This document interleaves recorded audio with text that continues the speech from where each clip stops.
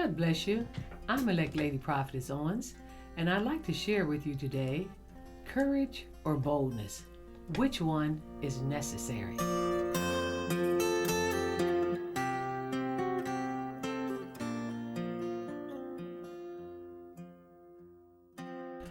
When we look at the words courage and boldness, many times we think they are synonymous in definition, but not necessarily.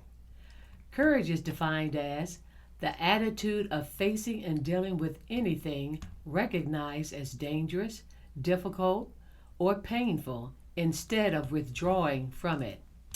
On the other hand, boldness is defined as showing a readiness to take risk or face danger, daringly or fearless.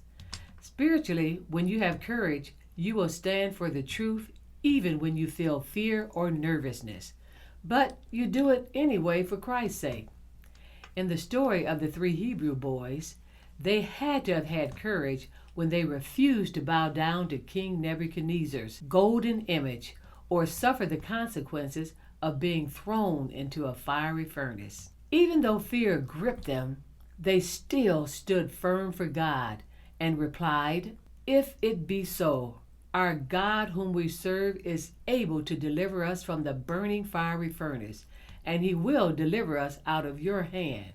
But if not, be it known unto thee, O king, that we will not serve thy gods, nor worship the golden image which thou hast set up." That took courage when they had to watch the men who were preparing the fiery furnace get burned from the fierce heat of the fire. Another example of courage is it took courage for Jonathan and his one armor bearer to face the Philistines' garrison alone. Fearful but yet trusting God to defeat them, and they did. That's in 1 Samuel chapter 14, verses 6 through 7. However, when you are bold, you don't feel fear, but you stand on the word of God even in the face of harm, and declare what God has said. Caleb boldly said in Numbers chapter 13, verse 30b, after 10 of the spies had returned from Canaan and complained with a fearful and defeated report that they were not able to take the land, neither able to conquer the giants that were there. Caleb said, "Let us go up at once, right now, and possess it, for we are well able to overcome it." Boldness says, look at what God can do and not look at what I can do. Again, when David had to face a 9.5 10-foot giant, and he was only a teenager, maybe 16, 17 years old, and only about 5 feet tall, David had no fear and ran boldly to attack the giant Goliath. David was bold and without fear, according to 1 Samuel 17 and 32. And David said to Saul, "Let no man's heart fail because of him, Goliath.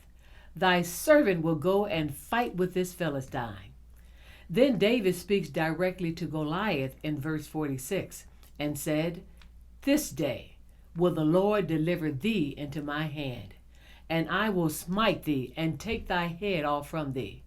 And I will give the carcasses of the host of the Philistine this day unto the fowls of the air, and to the wild beasts of the earth, that all the earth may know that there is a God in Israel." So when asked which is necessary, courage or boldness, to the work of God, both of them are necessary. Sometimes you have to do the work of God courageously, even when you are afraid, while other times you are as bold as a lion without fear, facing the giants in your life as David did with Goliath. So ask God for courage and boldness. Then, as Nike's slogan says, just do it. God bless you. If you enjoyed this video, please don't forget to like, comment, or subscribe to enjoy many more videos that we have. Get calm. God is taking care of me and you.